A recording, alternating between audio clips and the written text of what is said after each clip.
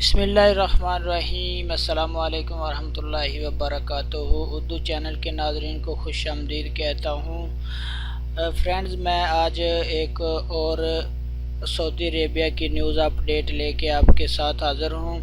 سعودی Arabian monetary authority نے عید کی چھٹیوں کا اعلان کر دیا ہے، جس میں یہ بتایا گیا ہے کہ عید الاضحیٰ پر بینک جو ہے وہ 17 اگست سے 26 اگست تک بند رہیں گے، کیونکہ جو غیر ملکی ہیں ان کا تعلق زیادہ تر اپنے پیاروں کو پیسے بھیجنے کے لیے بینکوں سے واسطہ پڑتا ہے، تو بینکوں کی نیوز جو تھی وہ اس لیے میں نے شیئر کرنا مناسب سمجھی اور میں اپنے فرینڈ کے ساتھ شیئر کر رہا ہوں۔ سعودی عربین مانیٹری اتھارٹی نے سامع نے اعلان کیا ہے کہ مملکت میں عید الاضحیٰ کے موقع پر بینک، انویسٹمنٹ کمپنیاں اور انشورنس کمپنیاں 16 اگست 2018 جمعرات کی ڈیوٹی کے بعد بند ہوں گی اور 26 اگست تک چھٹی رہے گی۔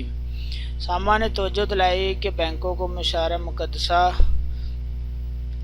اور بری سرحدوں، چوکیوں، ہوائی اڈوں پر، بندرگاہوں پر حج موسم کے دوران جمعہ اور ہفتہ سمیت اپنی شاخیں کھولنے کی ہدایت کی گئی ہے۔ جو اس کا مطلب یہ ہے کہ جو ایئرپورٹس پر اور جو جب کوئی باہر سے حجاج کرام آتے ہیں ان کے لیے، ان کے کاروبار کے لیے جو بینکس ہیں نا، پیسوں کی چینجنگ کے لیے، وہ کھلے رہیں گے، وہ ان دنوں میں بند نہیں ہوں گے سوائے عید کے دن کے،